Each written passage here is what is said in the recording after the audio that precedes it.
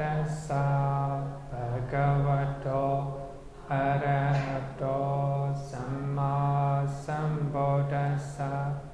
Namo tassa bhagavato arahato samma sambuddhassa. Namo tassa bhagavato arahato samma sambuddhassa. Good afternoon, everyone. Today will be the last day for the conditional relations. For this chapter, we still have another chapter, so we're trying to finish this year.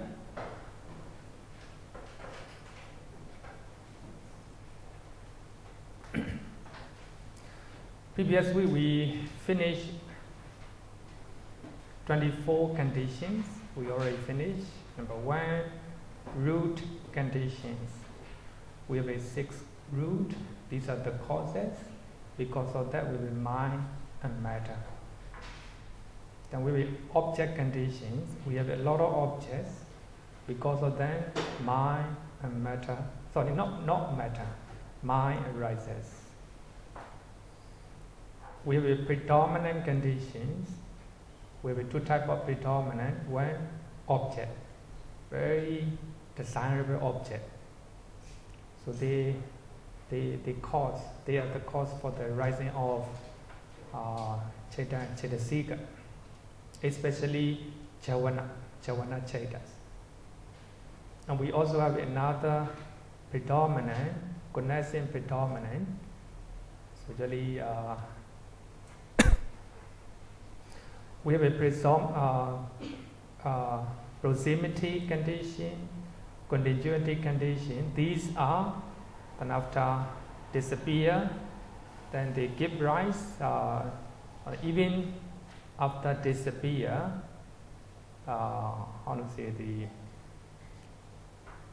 then as soon as they disappear, then another mind movement arises, like this. I hope you actually not revising.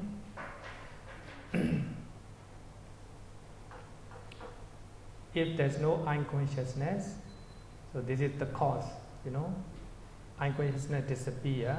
As soon as it disappear, it gives rise, receiving consciousness. So this is called proximity.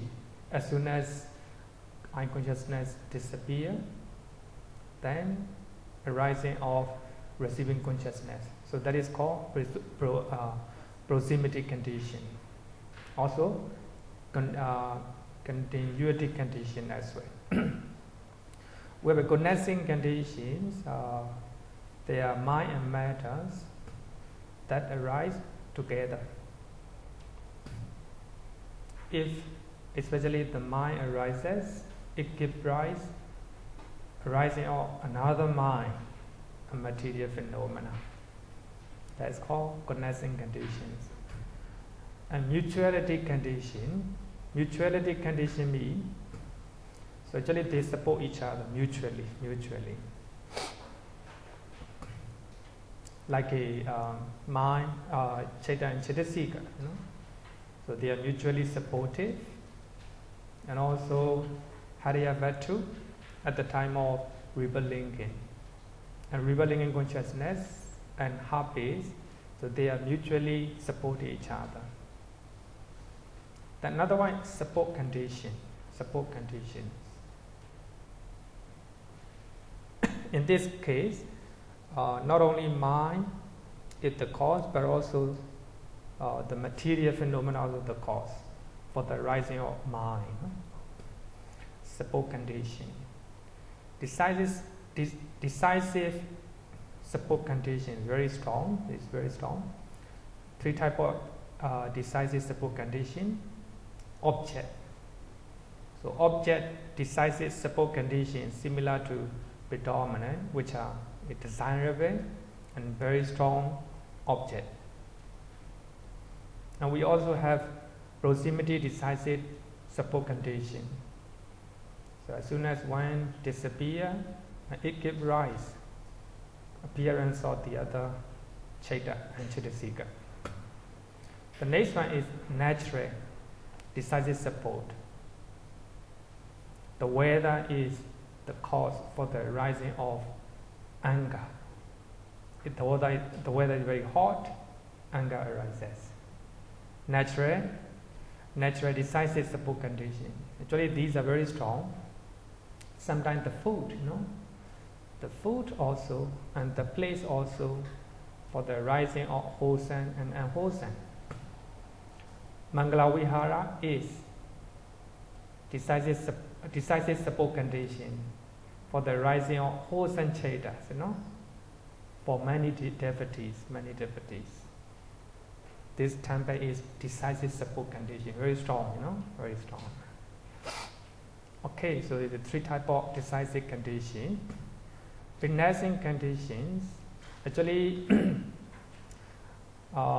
we have a sun object, they rise first, then they are the cause for the rising of my Chaita and Chaitasika, witnessing condition. And also, witnessing conditions, sun Chaitas and Chaitasika are the causes or very strong condition to support material phenomena that arise earlier, post witnessing condition. Repetition condition, especially Javana, seven Javana, starting from the first Javana. The first Javana is condition to support second one. Second one is the cause, to support, and third one, like this. These are repetition condition.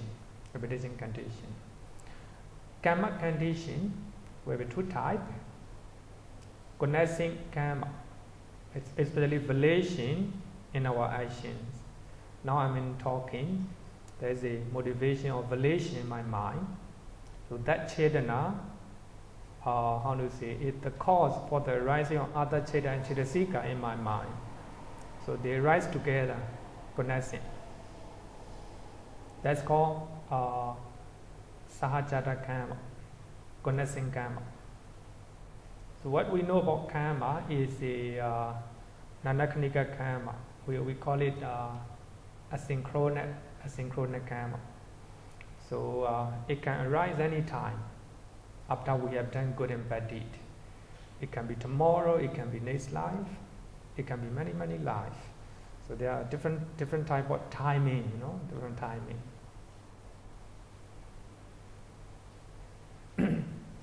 And reset condition, even the resultant Chaitas are the cause for the rising of other Chaita and Chaitasika. Nutriment condition, we have four types of nutriment. One, material phenomena, the other three, mental phenomena. And faculty conditions, we have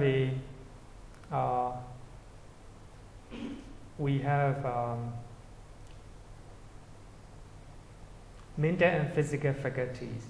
They are the cause for the rising of other Chaitas, other Chaita and Chaitasika. Jhana condition, we have seven jhana factors. So five Chaitasika. So they are the cause for the rising of Chaita and Chaitasika, and also material phenomena.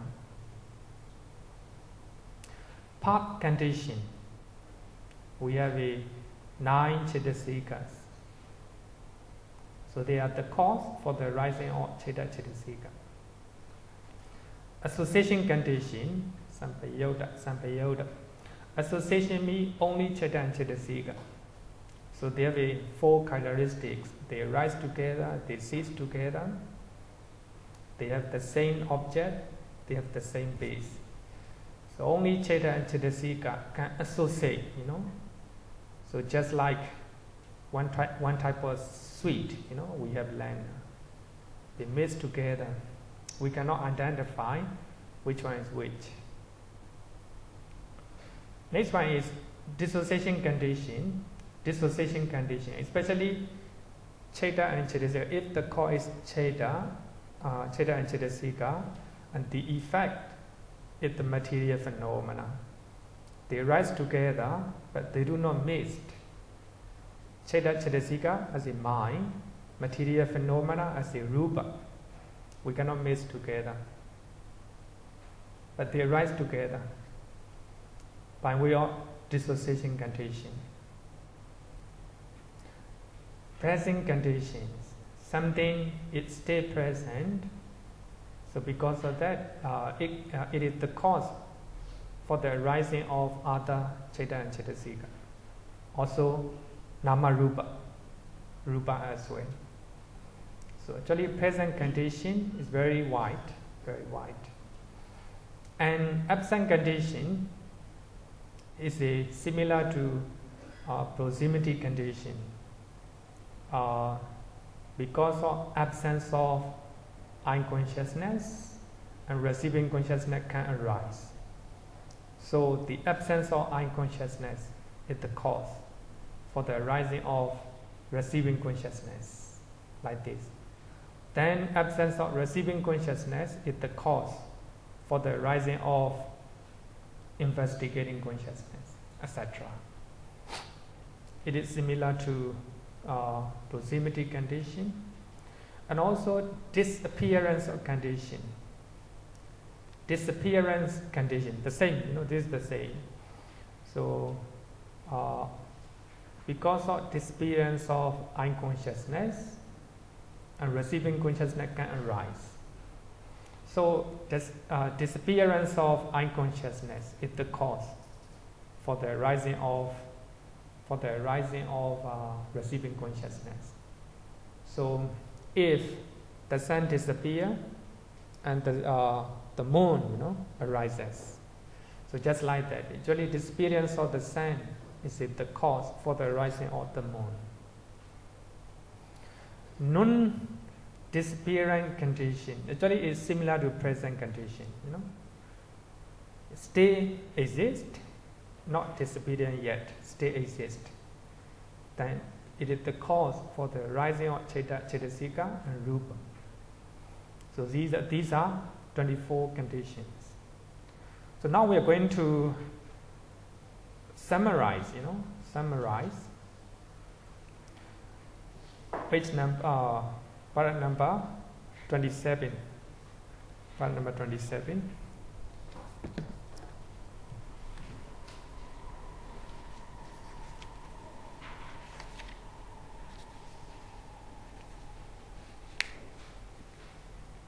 Look at page number 322.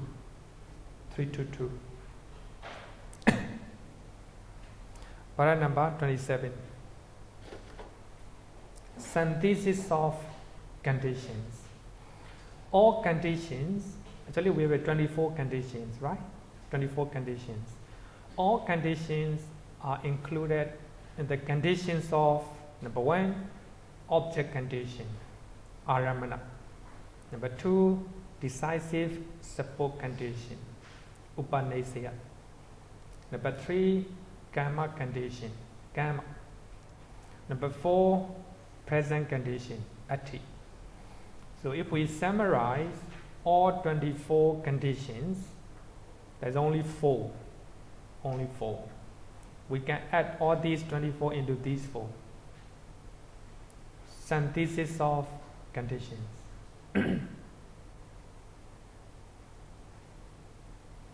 One of the Abhidhamma teachers in Myanmar, he further summarized even these two, present and absent. If you are present in the class, you are the cause of my teaching. Present, If you all are absent, also that absent is the cause of my, no teaching. If no student cannot teach, So actually, there's only two causes. Actually, my one of the Abhidhamma teachers said that it can be further summarized. All the 24 conditions can be summarized into two: absent and present. But this one, Abhidhamma Sangha, summarized into four. I think you can look at page number 323 chart. It's too small, huh? Too small. I think this one is a little bit complicated. If you do not, I will try to go faster because I want to finish today, because we also need to learn paccaya concept. So here, all the 24 conditions can be summarized into four. Number one, object. Number two, decisive support. Number three, karma. And number four, presence. As you all know, the present is the widest one, no? Widest one. Regarding with the object, we have a object predominance, attha-paññatti. Actually, some of the objects are very strong and desirable. But even though it is those objects, the word object, there is the word object. For that reason, we can add into object. It is object predominant, also can be added into decisive support. Decisive support. The reason is very strong, desirable. So decisive support also the support of that object is decisive. So it can be added into decisive, and also it can be added into present. Object predominance. If such a strong and desirable object is still present, it will cause arising of citta and cittasika. For that reason, it can be added into present. Then number two, base object pregnance. Base object pregnance. Actually, I believe you still remember. So the moment we contemplate our own heart base, heart base. Actually, the heart base is a physical base for the rising of citta and cittasika. Now our mind, our heart is the base, the base. For that reason here, base. Then we take our heart base as an object. So if we have a deeper level of concentrations, we can see, our own heart base. And also if the heart is beating, restlessly, and we can think about our heart base. So our heart is the base. Then we take that base as an object of our mind. In that occasion, we call it heart base pregnance. So the heart is already existed. So that heart is the condition for the rising of other wholesome and unwholesome citta. Suppose if the heart is restlessly beating, you will be restless, your mind will be irritated. Then your heart is the cause of unwholesome citta. Then for those who are meditating, if they contemplate heart base and the nature of heart base, how they arise, how they disappear, they meditate on that. Then for the arising of wholesome, So actually we have learned a lot.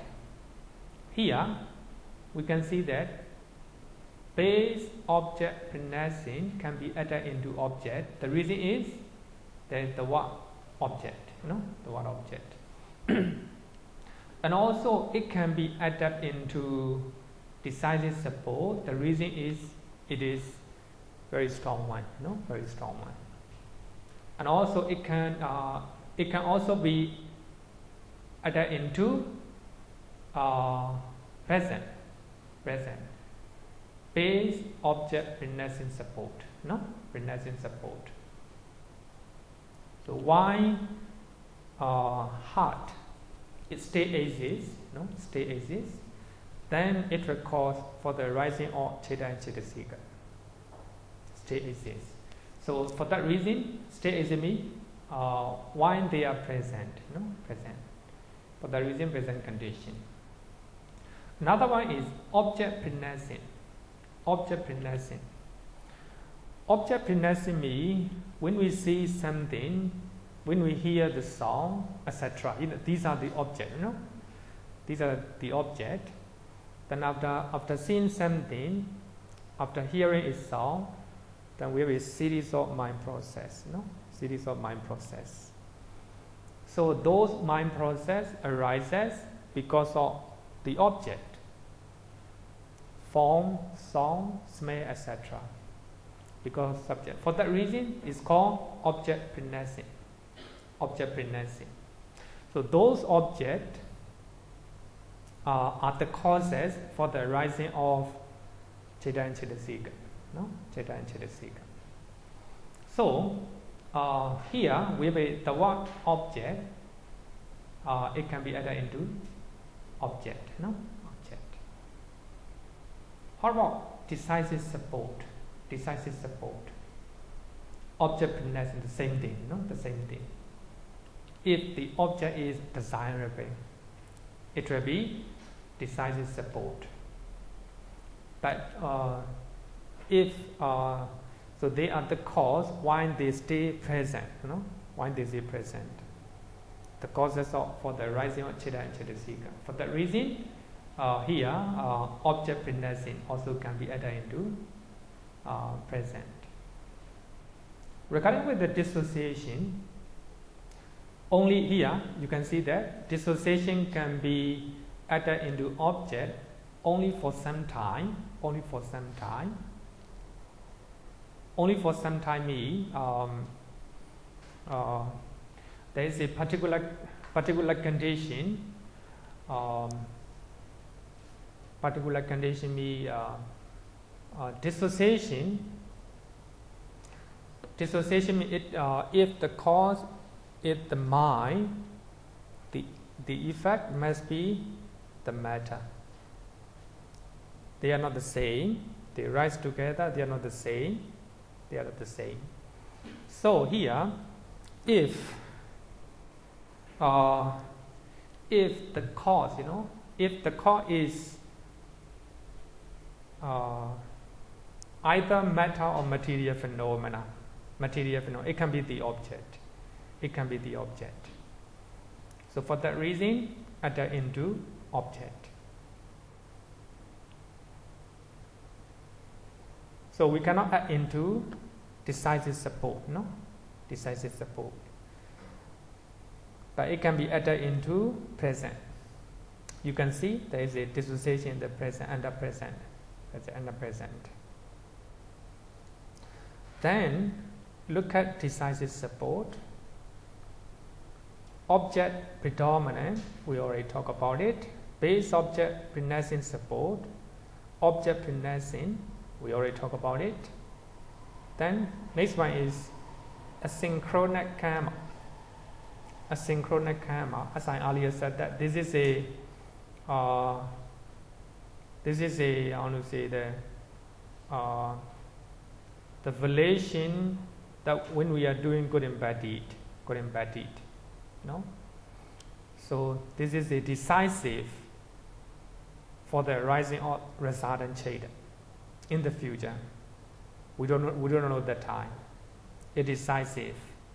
Suppose you do hosanti in this life, then before you die, then you take that hosanti as an object.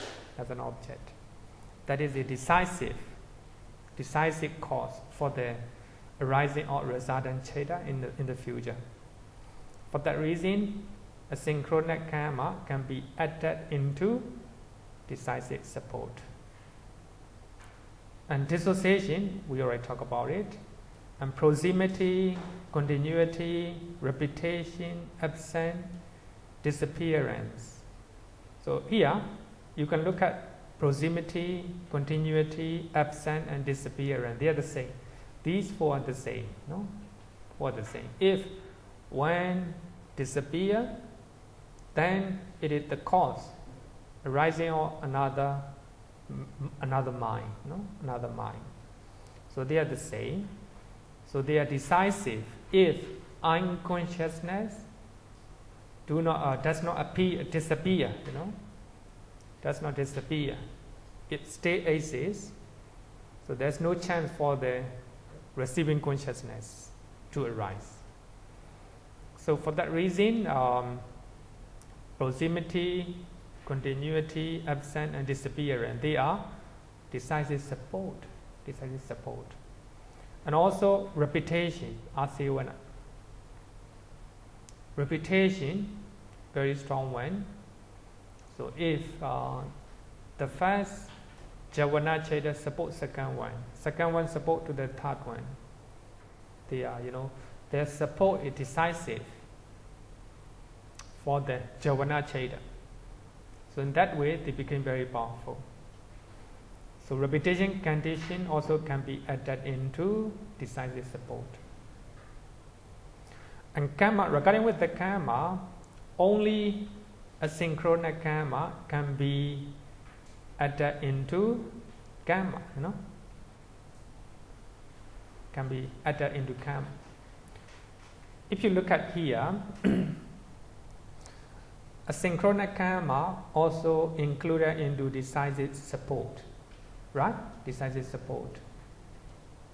But you can see as taras, as taras. Sometimes only, not all the time. Sometimes, even though we do good and bad deed, so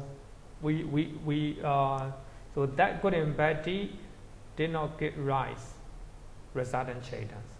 They are not decisive. So there are some karma which are not decisive in our life. They cannot give rise for resultant citta in the next existences. So in those existences, so those karma we can add into karma condition. Karma condition. So regarding with the present condition, you can see a lot. You can see it a lot because. Many things arises when they are present. You can see object predominant. If you see desirable thing, then you may have wholesome or unwholesome citta in your mind. So there will be a lot of wholesome and unwholesome when you see, that desirable object, that desirable song, etc. So it is decisive.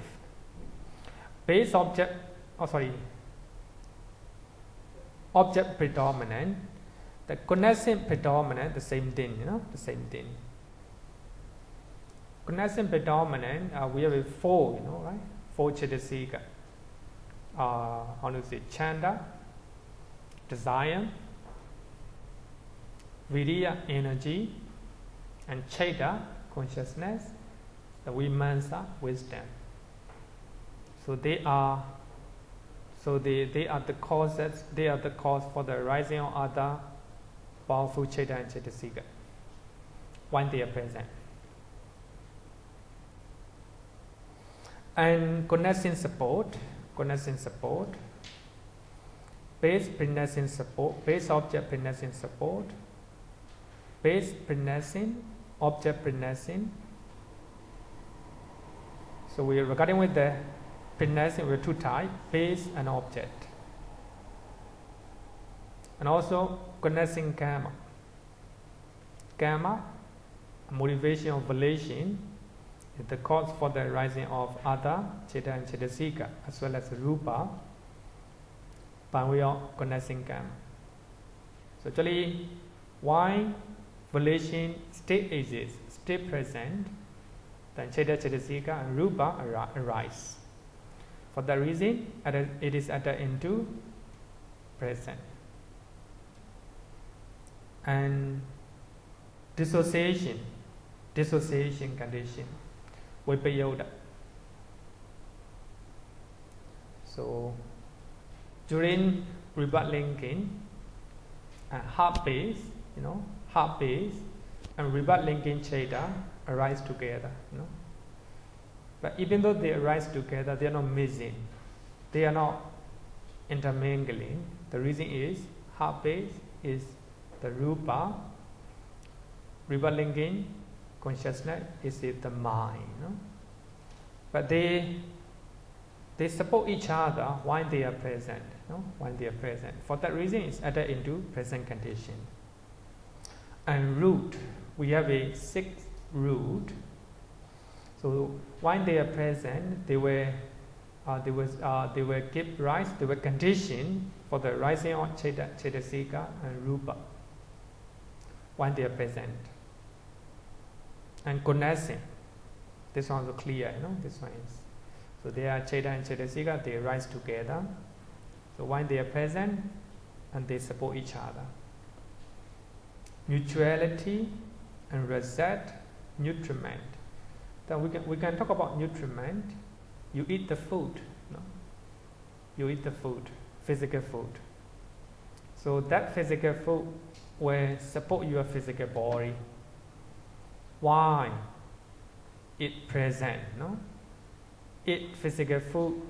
How to say the normal, so that physical food cannot support. So why it is present, physical food will support our body. For that reason, it can be added into present. Faculty, the same thing. Jhana factors. Path, 9 Chedasika. Association, Cheda and Chedasika.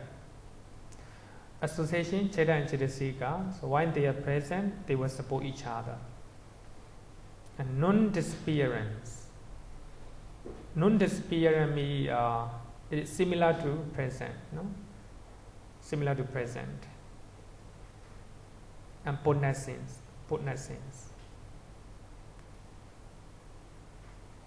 So some Chedas arises after. So those Cheda are the cause, or the support, material phenomena that arise earlier. We already learned it. Why they are present? They will support material phenomena.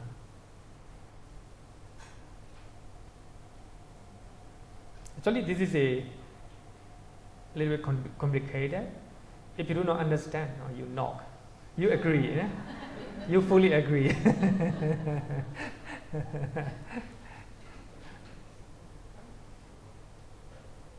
If you understand 24 material conditions, you understand this one. Not difficult. The reason why, if you read, actually, Bhikkhu Bori explained, in the book, then you can read it. If you do not understand, you can approach me. Any question? But I'm not to, okay. I'm going to talk, but not to ask. Just a small question. Under karma condition, you mentioned that some of the good intentions that we do, sometimes some of them they don't give rise to karma. So these deeds are not decisive. Can you give some examples of deeds that we do, good and bad deeds that we do, that are not decisive, that don't give rise to karma? Okay. I think I will give you the very simple example. Venerable Angulimala. So remember Angulimala, he killed thousands of people, right? Actually, it's very serious crime. But actually, if he did not become Arahant, those unwholesome actions will get rise in the next lives. So after he became Arahant, those unwholesome deeds became ahosi karma in Pali. Actually, we have 4 types of karma. Ahosi karma, define. So this is just like if you pour the water into the sink, right away it will disappear. Just like that. So there are some karmas, so that become different. So such cases, in the story of Venerable Angulimala, killing many people is not decisive for his life. But it is called karma. It's called karma. So Bhante, let's say for normal people like us, Yeah. let's say, one example would be like just throw a piece of paper on the floor. Angulimala's example is a very high object. Yeah. So for normal people like us, it would be like, one example would be if I throw a piece of paper on the floor in the park, so that I'm wholesome, Yeah. entering the place. But because I have accumulated a lot of good karma, so then this bad deed does not ripen into karma, bad karma comes left. Can this be an example? We can. We can say so. The reason is as we learn simile of salt. If we have a lot of water, even though you put a handful of salt, so the water is not salty, can drink. Maybe in those cases, similar to, we can call it, your small unwholesome action is not decisive, but it's still karma. It's called karma. It's not very powerful. We can say that it's not very powerful. Suppose you do a lot of things for a person, even though you do a small amount of wrongdoing, so that person will not take action. So you are a little bit of wrongdoing is not decisive for that person because you have done a lot of good things for that person. I understand. So conversely, because I'm just trying to take what you say, and apply it Yeah. to practice, because I think it's the best way. Yeah. So conversely, if I'm a very bad person, and then I do some good deed, so my mother tells me, hey, go and offer a robe to your monk. And I do that. So that is a good deed, even though it's project, but it's still a good deed. Yeah. It's still karma. Correct. It's still karma, but it will. It might not be decisive. Exactly, because of Yeah. it's not considered decisive support. For that reason here, under decisive support, asynchronous karma is used with the asterisk, right? Asterisk. Only sometime. Only if karma is very strong, can be called decisive support. Okay, thank you. Then let's go to Co-nascent Matters. Actually, we always hear the word co-nascent material phenomena or co-nascent matter. So actually here, paragraph number 27. So the author, Venerable Nuruddha, talk about it. Herein, in all cases, co-nascent material phenomena should be understood as twofold. Number one, throughout the course of existence, during the lifetime, they should be understood as the matters born of consciousness. So if we talk about material phenomena that is born of material phenomena arises, we call it chaitya rūpa if it is during the lifetime.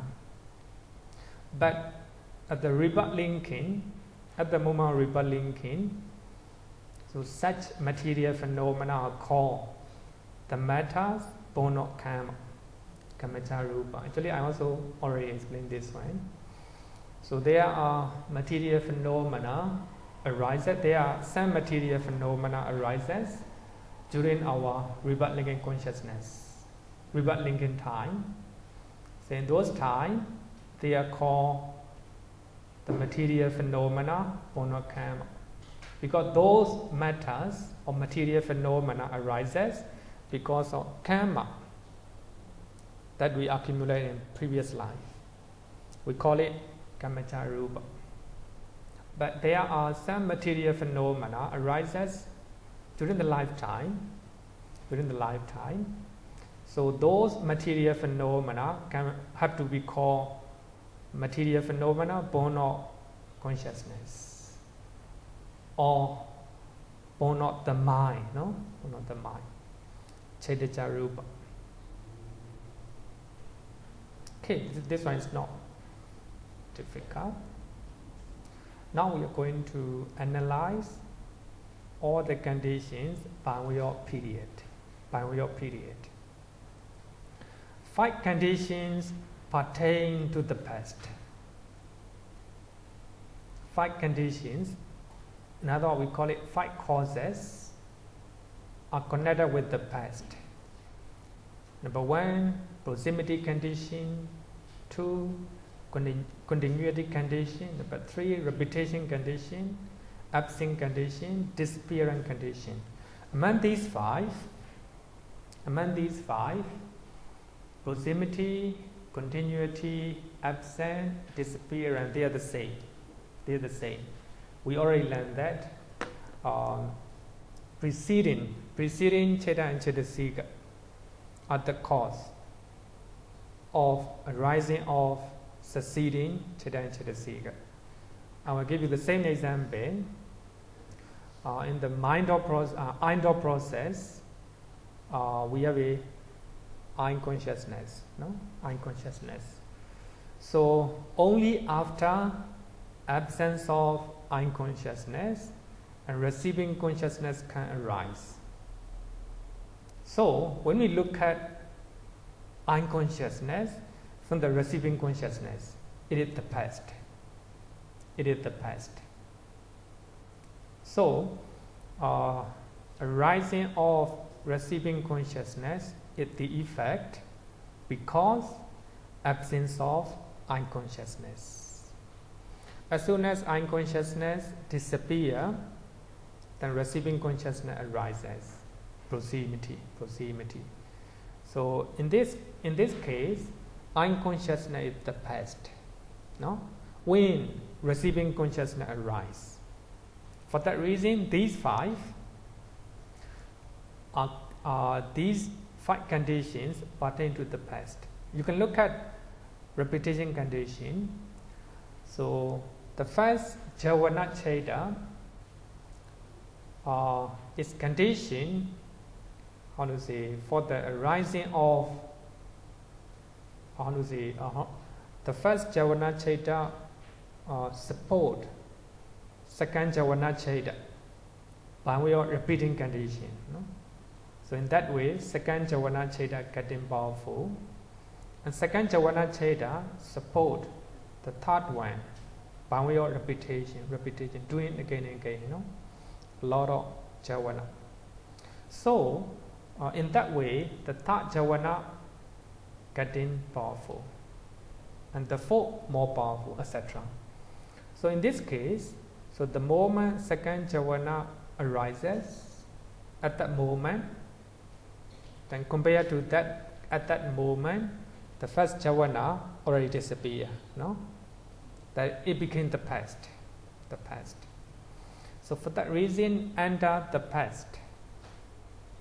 Five will be five conditions. Five conditions. Five conditions pertain to the past. Understand? Okay. Easy. Next one. Analysis of condition by way of period. One condition pertains to the two periods, present and past. Only one condition pertains to the two periods, present and past. Number one, co-nascent karma, sajata karma, in the present condition, present period. Now I'm talking, you are listening. We have a motivation, and volition. Without that, we cannot talk, we cannot listen. So that volition, chetana, motivation is important. So because of that, we have other beautiful Cheta and Chetasika arises. So volition and Cheta Chetasika, they arise together. Co-nascent, co-nascent. So why motivation is present, stay existent, the other Cheta and Chetasika also arises. For that reason, karma, co-nascent karma, in other words, motivation or volition in our mind, stay exist. Stay exist. For that reason, co-nascent karma pertain to the present period. Present period. And we have another one, a synchronic karma in the past period.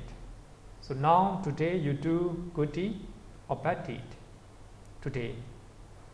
So that good and bad deed give rise as a good and bad result tomorrow. It can be tomorrow, it can be next month, it can be next year, it can be next life. We call it a synchronic karma. It can give rise in different time. So the moment resultant Cheta arises, good and bad deed that you accumulated became the past. It may be good and bad deed that you accumulated yesterday or last life, previous life, etc. For that reason, a synchronic karma pertain to the past period. This is also not difficult. Three conditions pertain to the three period as well as timeless. Because we have a timeless, the reason is in these three conditions, Nibbana concept are taken. Number one, object condition. After taking Nibbana as an object, Magga and Phalaccheta arises. Predominant condition, decisive support condition. So these three conditions pertain to the three periods, as well as timeless. So here, sometime when you see something right now, when you hear a sound right now, and Cheta Chetasika will arise. Present. Sometimes you think about some object that you see yesterday. The song that you see yesterday, it can be the past. Then you're going to take a trip. You have been to that place. Then you imagine in your mind. When you visit that place again, what will happen? What the object look like? It became future. So object can be future. And also it can be timeless. So if somebody take Nibbana as an object, then it will give rise Magga and Phalaccheta. So Nibbana is timeless. sometimes we think about concept. We think about our one name, one name. So name are timeless. For that reason, object, condition, predominant, decisive, support. So they pertain to three periods. It can be any time, and also even it can be timeless. So when we talk about timeless, so there is nibbana and concept. So nibbana and concept can be taken under these conditions. Object, nibbana is an object. Nibbana is predominant object. Nibbana is object decisive support.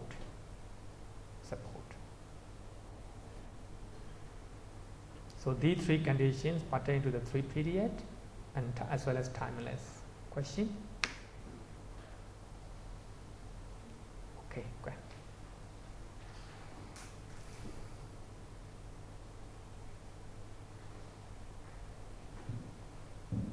So the definition of time here refers to the three sub-moment. Present and season. Yeah. So Nibbana is timeless because it doesn't have the three sub-moments because it is unconditioned. Yeah, you're right. Concepts also do not have the three sub. But if you look at let me get my thoughts for the Very hard question. because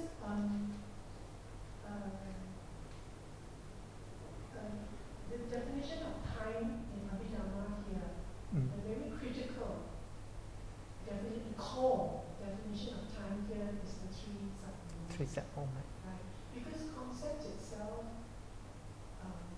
can have time. Because in a conventional way, as conventional truth. Because, for example, the concept of marriage 500 years ago was always between man and woman. But the concept of marriage today has changed. Today, so that means time, after 500 years, you can have man marry a man in the United States. Yeah. So I just want to be sure that the definition of time here, as referred by Abhidhamma, is a very core concept of the three sub-moments. I think, I hope after learning different type of concept, and you will understand, I think, the nature of concept. Today we will learn. Maybe you can make another question when we are learning. So I think a very subtle one actually. Concept is not real. Not real. We create it. Our mind created.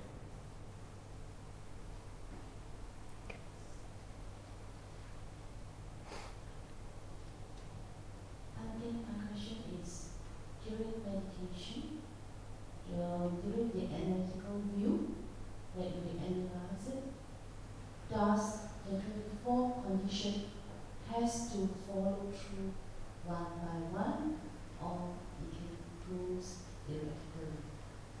4 or 24 conditions. Actually, it can happen anytime. Even one time, it can be more than one. But it cannot be all 24. It cannot be all 24, No, like this. It can be, how to say, actually 24 conditions show, actually to know, classify, how do you say, the causes, the causes. The moment you meditate, you yourself will know it, even though you do not know the name, Then unconsciousness arises, you know it, and it disappears. As soon as it disappears, receiving consciousness arises.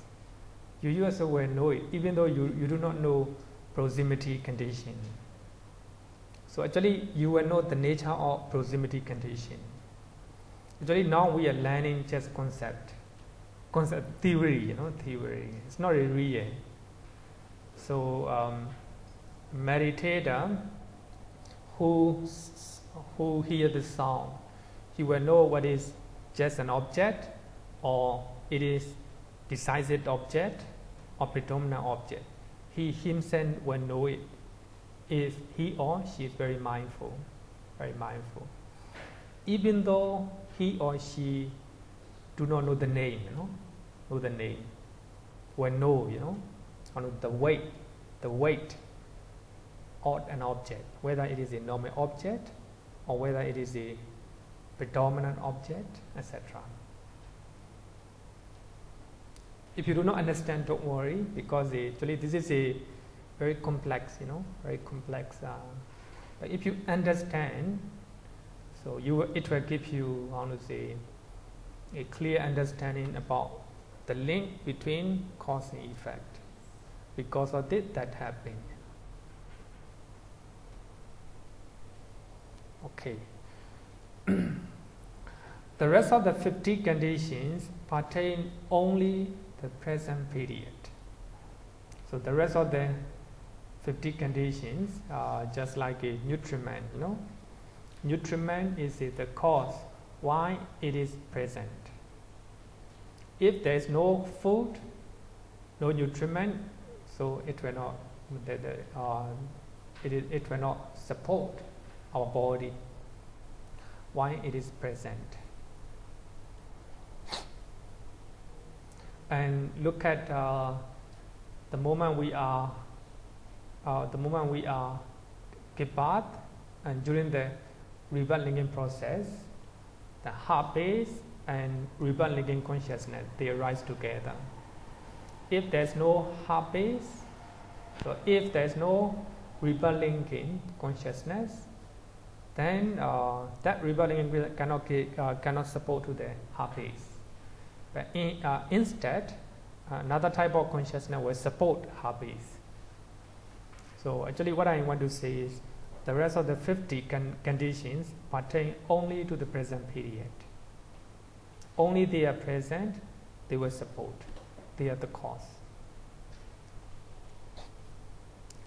So these 50 conditions functions their conditionalities during the present period. Actually here, they will function as the cause during the present period. During when they are present, during their state existence, they are the cause for the arising of other Cetasika and Rūpa. Okay. Next one is a analysis of condition by way of internal and external. Sorry, actually not internal, external. 10 conditions pertain to the both internal and external. Actually, external, external. Actually, the book do not show. And also even the Sierra Usilananda didn't talk about this one. But if you do not know, it's okay, because the manual just shows summary. 10 conditions pertain to the both internal and external. So they are object condition. Object can be external and internal. Our mind, internal. Then sound, form, smell, external. Predominant condition, the same thing. Co-nascent, mutuality, support, decisive support, pre-nascent, nutriment, present, non-disappearing condition. It can be either internal or external. So the rest of the 40 conditions pertains to only internal. The rest of the 14 conditions pertain to only to internal. Repetitive condition, repetitive condition. Javana Cheda. Actually, it talk about our mind, no? Just entirely. Proximity, it talk about our mind. And also association, no? Association, it talk about our mind. Our mind and Cheda and Chetasika. Dissociation also, just entirely. The reason is it talk about our mind and our body, etc. No? Okay, and these are not very important.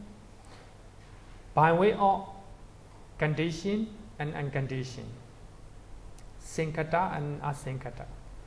So three conditions can be three conditions: object condition, predominant condition, decisive support condition. Actually, they are together. So these three pertain to both the condition and the unconditioned. The reason is, so those conditions, actually Nibbana is taken under these conditions. For that reason, Nibbana is asankata, so the rest are sankata. So the rest of the 21 conditions pertain only the condition.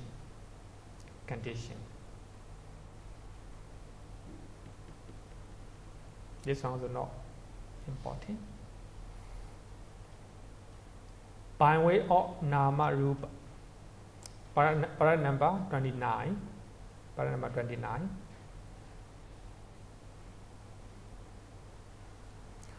This one, we already learned that one. 28 material phenomena are matter or rūpa.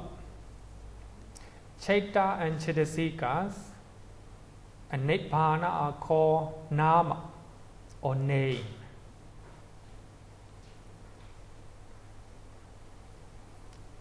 Chaita and Cetasika, so they are four mental aggregate, and together with Nibbana are called nāma or name. Two reasons. Number one, in the sense of bending, namana. In the sense of bending, because they bend toward the object in the act of cognizing it. Then we hear a multi-track song, then our mind bend to that song, no? Automatically bend to that song. So for that reason, the Chaita and Cetasika are called nāma, in the sense of bending toward the object. So those Chaita and Cetasika are also called nāma, in the sense of causing to bend. Since they cause one another to bend to the object. So if you are angry, you can think about your anger. If you are compassionate, you can think about your compassion. If you laugh, you can think about your loving kindness. So Chaita and Cetasika, they are called nāma because of two reasons. Bending. So they bend to the object. Another reason is they cause to bend. No? They cause to bend. So the mind, Chaita and Cetasika, bend to Chaita and Cetasika. So that means we can use our mind to bend to our mind. We know state of our mind with another mind. So that means our mind, one mind, bend to another mind. Nibbana is called nāma, also called nāma. So in the sense of causing to bend. For it causes the mind. So here the mind means Chaita and Cetasika. It causes the mind to bend on to itself by acting as an objective predominant condition. Object predominant. Nibbana is object predominant, very desirable, very strong. Then the mind been to Nibbana. So Nibbana causes the mind to bend. For that reason, Nibbana is called Nāma. Actually, we already learned in the third chapter. I don't know. Still remember? Third chapter. Already forgot. Nāma or name. So here me bending, no bending. Okay. We are going to learn. Any question regarding with this one? No question. Question? No question. Okay, let's go to the paññatti. Concept.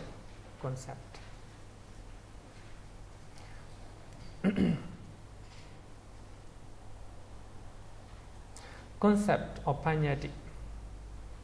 Apart from the four ultimate realities, what remains are concept. So we have four ultimate realities. Apart from that, it's called concept.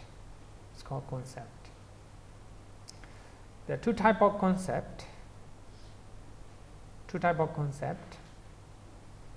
Actually, part number 30, I think.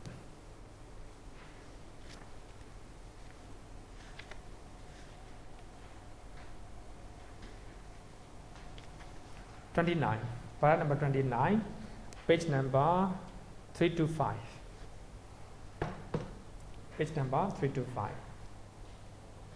Two types of concept. Number one, concept as meanings. Simply, we can call it thing concept. Number two, concept as a names. Name concept. So there are a lot of names. Don't worry, I will explain little by little. Name concept. So things concept and name concept. There are a lot of things, They are concept. Temple is a concept. Man, women, concept. Dog, cat, concept. Train, concept. Everything, Things are concept. So we have a lot of names. Mangala Vihara is the name. Train, name. Water. So they are concept. All the name are concept. Name concept. Okay. Man, two type of concept. The first one, concept as a meaning. Attha-paññatti. It is things concept and mental images created and constructed by our mind. After hearing the names or designations, after seeing something, So actually, our mind created with mental images in our mind. If you hear, one thing, you create mental images in your mind. So these are mental concept as a meaning. When I say Singapore, so there are a lot of memory in your mind which were created over the many times, many times. When you hear a person that you do not like, you hear, so there are a lot of mental images in your mind which were stored in your mind. As soon as you hear that name, then a lot of concepts came in. So those concepts are created by our mind. So those concepts will give us a lot of problems, A lot of problems. So we call it things concept. Name concept. Name concept. After hearing names, actually names are called concept as in names, nāma-paññatti. It is names and designations which convey the meanings. When you hear a name, there's a concept, but there are a lot of mental images in your mind. After hearing that name, those mental images came in. But the moment you're meditating, no concept, no concept. You just aware of whatever happened. Usually this is different. Concept as a name, nāma-paññatti. For that reason, we have very famous teachings. So the Buddha taught to paccaya mind. Dette attha-paññatti. Sutte attha-paññatti. When you hear, just hear. No names, no name. Don't name those songs. And when you eat, just taste. Don't bring up mental images. Oh, this one is good. I have eaten before. This one is bad. Like this, a lot of mental images came in. So these are concepts. So actually, when you are really meditating, there's no name, no name. Just aware what is happening right now.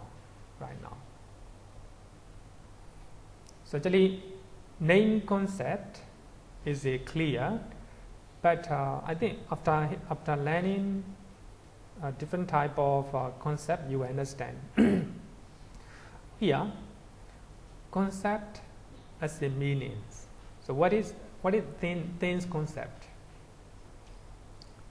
Number one, form a concept.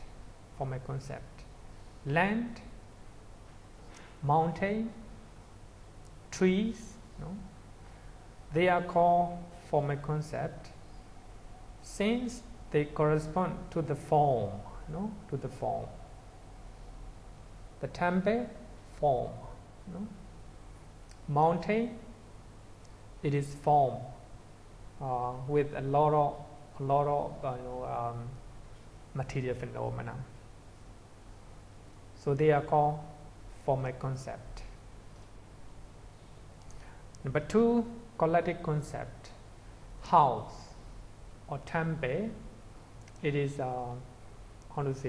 collectively called, collectively called. We have a wall, we have a ceiling, we have a roof. So houses are collectively called as a house.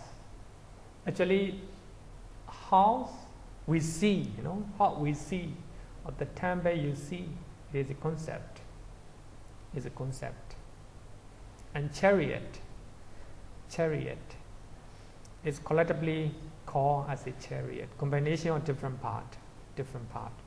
So when you see a chariot, so actually there's no chariot, just combination of material phenomena. When you see it collectively, it became concept. For that reason, when you see a person, we can also call collective concept. It's combination of hand, head, leg, etc. So collectively, we call it the person. Actually, there's no person. Just combination of material phenomena, mind and matter. So we meditate because to see that, to see the real nature of combination, to see ultimate realities. For that reason, there is a connection between ultimate realities and four foundations of mindfulness. But we can call it we meditate using four foundations of mindfulness to see ultimate realities.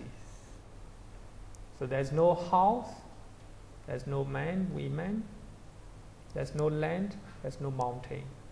Just Cheta, Cetasika, Rūpa, Nibbana. Only ultimate realities. The moment you see these ultimate realities, there's no unwholesome mental state in your mind. Just see it. Suppose when you hear the sound. Sound is a type of rūpa, material phenomenon.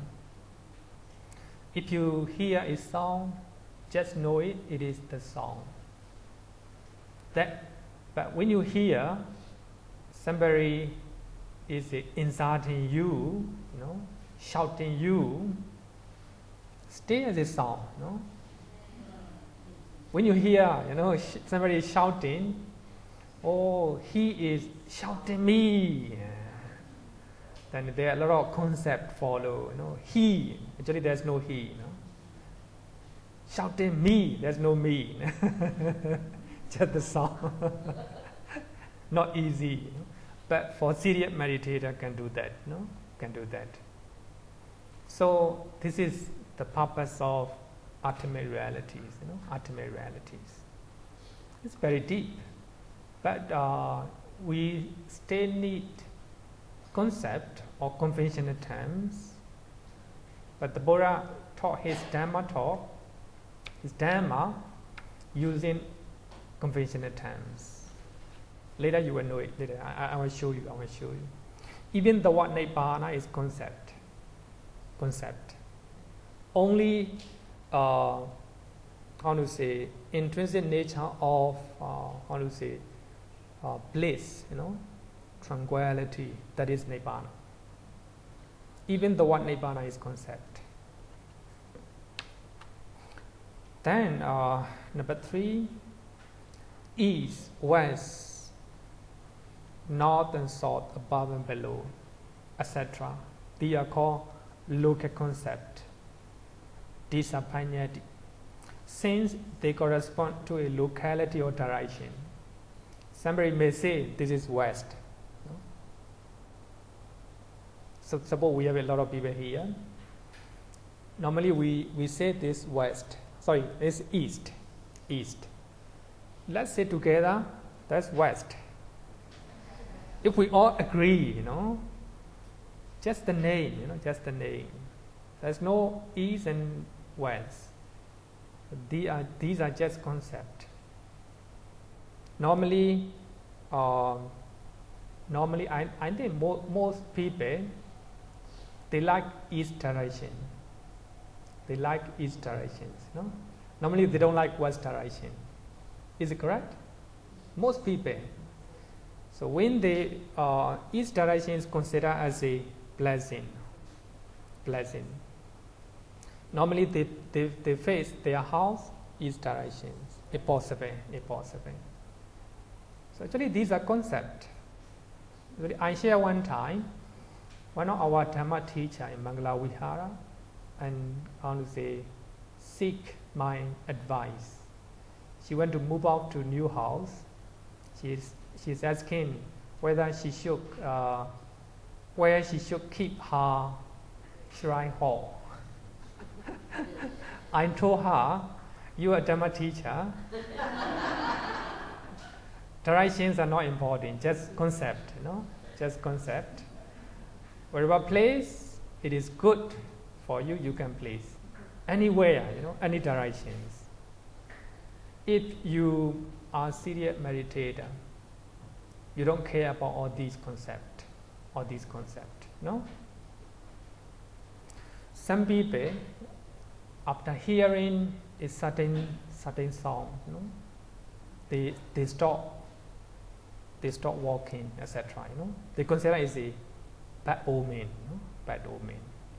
Actually, these are just concepts, not ultimate realities. So the purpose of ultimate reality is to know the truth, to know the truth. So these concepts, east, west, north and south, not important.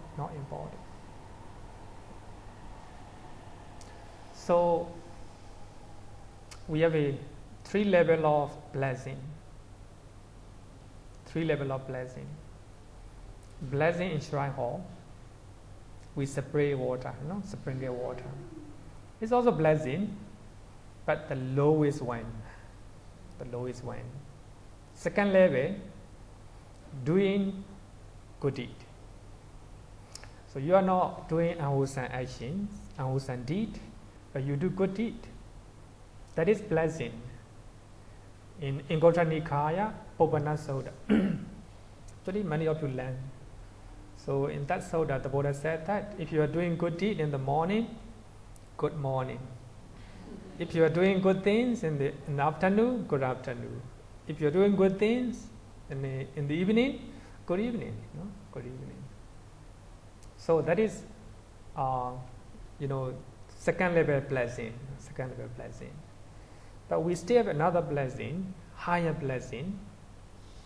That is, stay in the present moment. Stay in the present moment. In other words, that is called meditation. If you are staying in the present moment, there will be no concept in your mind. You will experience ultimate realities. You will experience phenomena, intrinsic phenomena. The rūpa as a rūpa, chaita as a chaita. Stay in the present moment. So the Buddha said that if you are staying in the present moment, it is higher blessing. I will share maybe in my sutta class soon. By showing the sutta. Because it is important, I think, to understand in such a way. Even this morning, when two ladies came, so they went to offer candle to the Buddha near the Bodhi tree. Daytime, very hot, very hot. But they stay sit down and they stay offer candlelight because astrologer suggested them to do so. Because they have a bad luck, they consider it as a bad luck. The astrologer suggested and go and offer candle to the Buddha, which is under the Bodhi tree. So they came to Mangala Vihara. Actually, of course, this is a type of blessing because they pay homage to the Buddha and they create wholesome quality. But as a good Buddhist, a true Buddhist, you don't need to follow all these ones. 3 levels of blessing. Then receive blessing, that's right home, okay. But if you do good deed, better. You don't need any blessing. You don't need any blessing. But if you are meditating, if you are staying in the present moment, you don't even you don't even care about good and bad. You don't need to care about good and bad. Sometimes we want good deed. There's a type of craving. We want good deed. Type of craving. But if you are staying in the present moment, no craving at all. No craving at all. Just ultimate realities. This is a higher blessing. But it's very hard. But it can be done. Here, east, west, north and south, above and below, all these are just concepts created by human beings. Some people created 4 directions. Some people created 8 directions. Some created 6 directions, etc. So these are just concept. Look at concept. If you transcend, if you transcend all these concepts, you don't need to care about directions. So whatever direction you can go, Actually, in the astrology, there is actually they have a suggestions on certain days. On these days, don't go to east directions. And in certain days, don't go to south directions. Suggestions, they are suggestions. They are just concept. A true Buddhist, a advanced Buddhist, no need to care about these ones. But for morning, noon, week, month, all these are concept, temporal concept, since they correspond to periods or units of time. Actually, we have a lot of New Year, Chinese New Year, Western New Year, Burmese New Year. They are just concept. They are celebrating different time, different time. They are just concept, Some people, bad day, in your bad day, also temporary concept, just concept, just concept.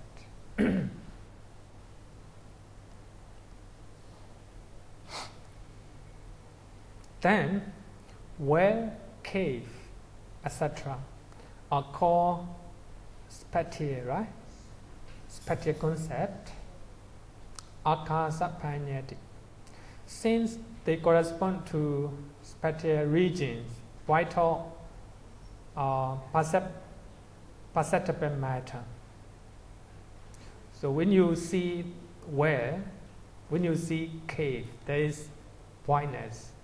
So there is a akasa, space. There is space. So you cannot see any material phenomena. Even that space, it is a concept. Space in Buddhism is a concept. Concept. For that reason, space does not have any time, no time. Number 6, kasina signs are called signs concept. Actually, these are just just example. There are many concepts. Actually, the author just show some example. Sign concept. So when you meditate based on kasina object, then that kasina object became then you close your eye, you still see it. Then the more your concentration getting deeper, the more that kasina sign getting brighter and brighter. The original material phenomena disappear. Only the brightening sake still exists. So that brightening sake is not a material phenomena. It is a concept created by your mind. So that type of concept is called sign concept, nāma-paññatti. Nāma-paññatti. In meditation, we call it nimitta. Nimitta, sign or object, the same. So actually, these are just example of concept as a meaning. Concept as a meaning. Things concept, things we are different thing. Anything can be concept. Anything can be concept. The passing, the beating, the mountain trees. These are something you see, something you hear. So these are concept. Then let's talk about concept as a name concept. But this is interesting. Para number 31. Number 1, a concept of the real. It is real, but a concept. Like a nibbana is real, but the word nibbana, the name nibbana, is a concept. Matter, actually material phenomena is real, but the name matter is a concept. Feeling, the intrinsic nature of feeling is real, but the word feeling. So even in English we call it feeling, in Pali we call it Vedana, in Chinese you call it different name, in Burmese we call it different name. Names are not real, but intrinsic nature, experiencing an object, it is the same, whether you or I, whether animals or human being. That intrinsic nature is a real feeling. So the name feeling, the name Vedana, it is not real, it's a concept. Even the word Nibbana is a concept. Second one, a concept of the unreal. Land, mountain, they are unreal. They do not exist. So they are combination of material phenomena. A concept of the unreal. Number 3, a concept of the unreal by means of the real. Look at wise man. No? Wise man. Wise, wisdom. Wisdom really exists. Ultimate reality. Man, no. Just a concept. Actually, we call it wise man, a person using the real one. Wisdom is a real, ultimate realities. For the reason it's called a concept of the unreal by means of the real.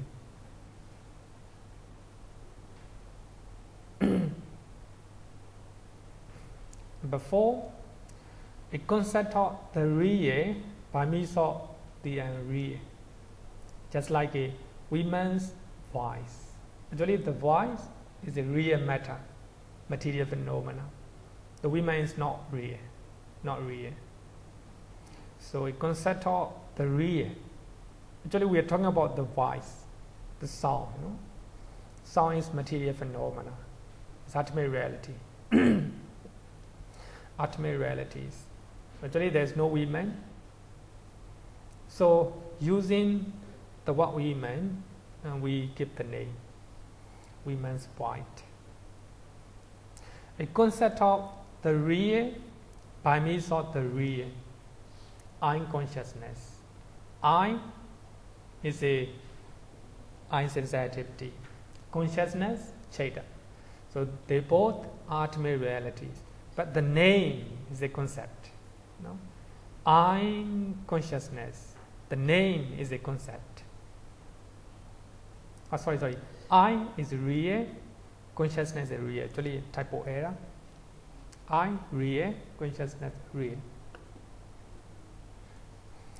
A concept of the unreal by means of the unreal. King's son. There's no king. There's no passing. Son, there's no son. No passing. Just combination of mind and matter. So it combines unreal one together. No? Concept of the unreal by means of the unreal. Any question? Okay. Huh? Letting go. Just stay in the present moment. Present moment. Bhante, so therefore, looking at the 5 skandhas, 5 aggregates. 6. Oh, sorry, 5 aggregate. 5, okay. Looking at the 6, 5, is it 5 aggregates and 6, 5, right? 6 internal places and the 5 aggregates. But I just look at the 5 aggregates first. Oh, yeah. Five skandhas, right? Then 5 skandhas isn't the 5. 5 aggregate. What do you have? Panchakanda. Form, feeling, perception, Yeah, skandhas. Yeah. Also called aggregates. Yeah. Okay, I shall look at the 5 aggregates. Normally it's called 5 aggregates, right? Yeah. Okay, so I shall look at the 5. Form, feeling, perception, conscious. Mental formation. Form is ultimate reality. No, all the 5 are ultimate realities. Yeah. All the 5 are ultimate reality. So let's look at perception. This is a concept now. Yeah. Actually, concept and perception different, you know? Yes, Different. Yeah. I just want to clarify. Yeah. Perception is paramata because it is part of the mind, it is cetasika. But what we normal people like us, not arahants, what we store inside perception, almost everything is concept. Right? And the concept can be number 1 or number 2, concept by name or concept by thing. Correct? And that's the problem. Yeah, you're right. Actually, the Buddha and Arahant also use a lot of concept, a lot of conventional terms. But for them, actually it is necessary. For that reason, in Abhidhamma, we have a 7 Abhidhamma texts. And then we have paccaya, paccaya, it is a concept. So in that text, paccaya, a lot of different type of paccaya are mentioned. So normally Abhidhamma teacher always say that as the one who is learning Abhidhamma, you may go extreme. We need ultimate realities, Don't talk about concept. Don't talk about concept. You may become extremists regarding with ultimate realities. No, not like this. We'll be very moderate. So actually concepts are important to deliver our message. Actually, to deliver our message. If I say something, actually I'm talking teachings of the Buddha using a lot of concepts, a lot of names. Because of those names, you understand. For that reason, it's called concept. So what I want to say is, but the moment we are meditating, no concept at all, just pure ultimate realities. But as a beginner, no, not possible, not possible. Only you will continue, exercise of concentrations and mindfulness. Then concept getting, lesser and lesser, lesser and lesser. So the moment you meditate, if there's no more concept, then you realize ultimate realities. I have another question. Yeah. Can I backtrack a little bit to the 24 conditions? Okay. Just based on my very limited... Maybe I'll finish this one. Take it. Concept, regarding with the concept, you can look at page number 328. By following the sound of speech, you hear the sound through the process of ear consciousness. Then, by means of the concept, conceived by process in the mind door, you hear something, you hear a name, then name is a concept, name is concept. Then you recall a lot of mental images, memory in your mind door. That subsequently arises. Meanings are understood. Here, the concept, the name, then you hear the name, you hear the name. When you hear the name, then name concept comes first. Name concept comes first. Then after that, you visualize in your mind a form, a form, a passing, a mountain, a tree, etc. Then you visualize, you construct mental images in your mind. That is called things concept. Things concept. When you hear, then you hear the name first. Name concept comes first. Then after that, you visualize a thing. It can be a passing, it can be a building, it can be a tree. Then things concept follow. But when you see with your eye, you see a tree, that is a things concept. Then you name it. Oh, there's the tree. Then name concept follow. Name concept follow. Then when you see a passing, when you see an animal with a 4 legs, then you see that animal. Then later you give the name, dog. Name concept come later. Very, very different, When we hear the sound, name concept come first. Then you visualize, you construct the image in your mind.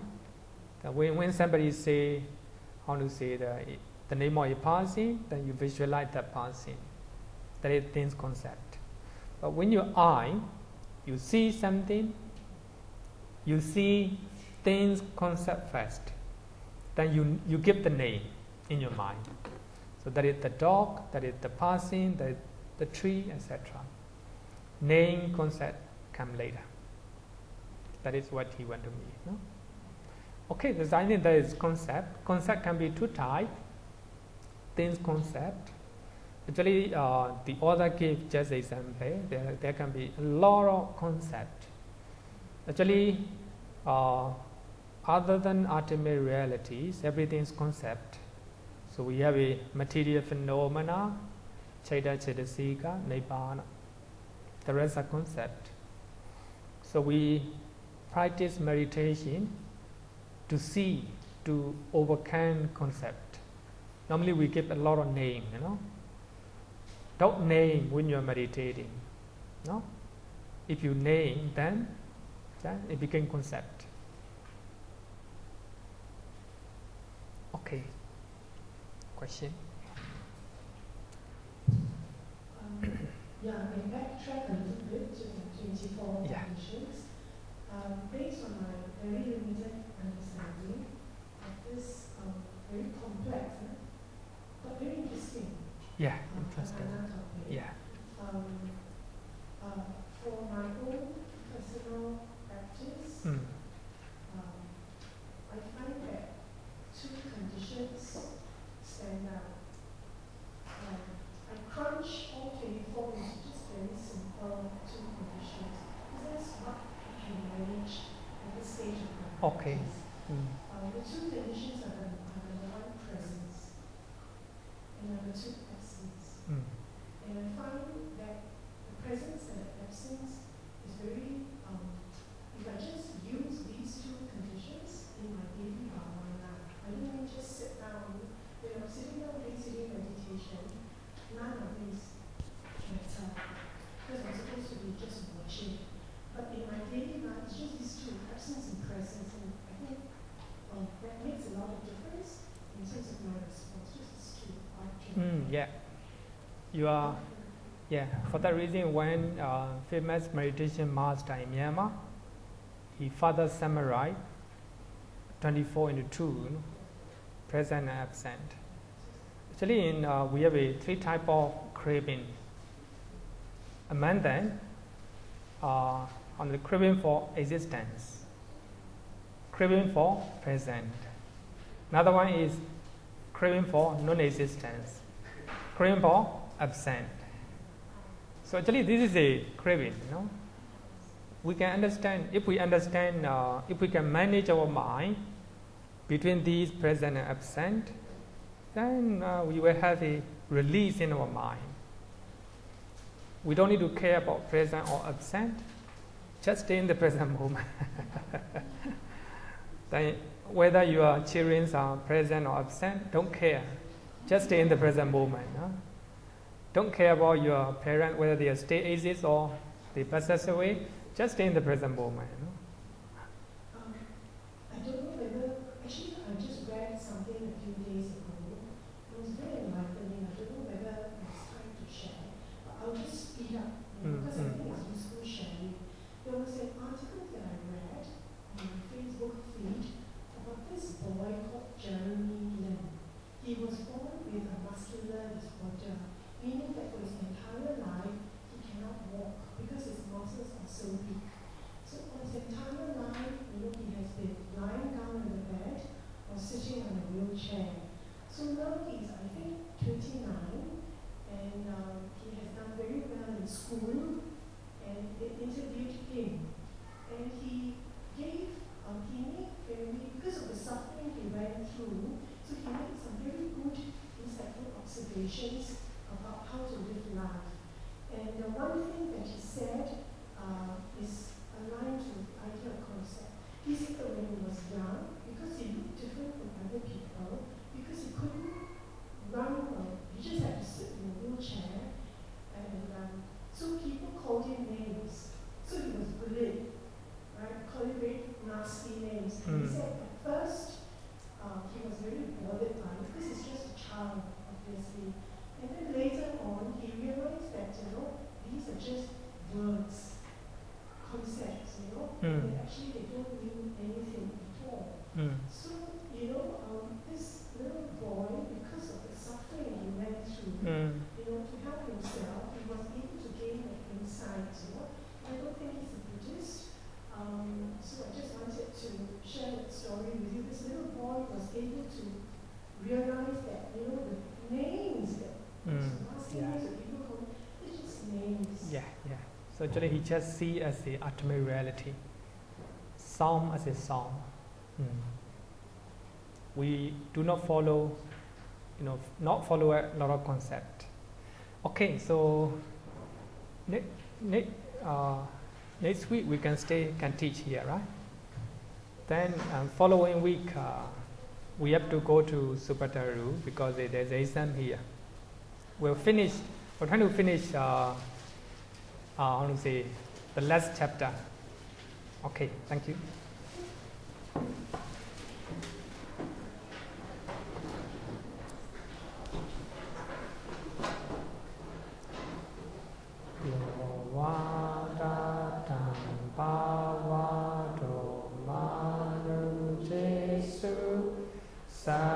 Sakyamuni Bhagavata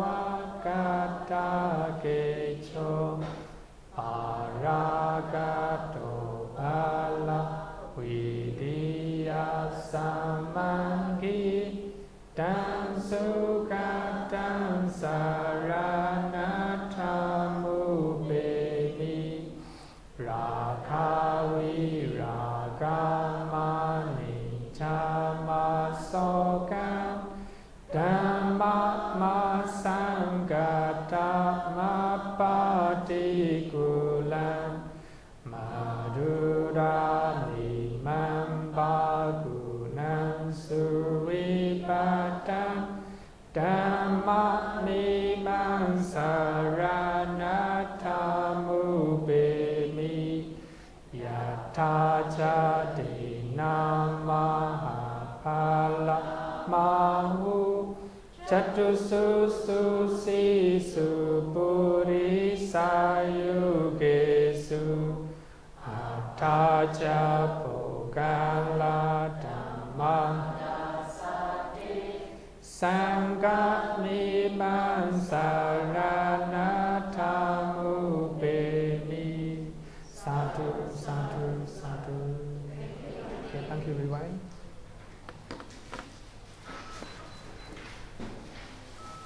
Will you be going back to Myanmar year end? Yeah. Because I will be new to the temple of Myanmar. Okay. You just help me, please. Yeah. Thank you. Okay. Either temple or meditation center. Okay. To you. Okay.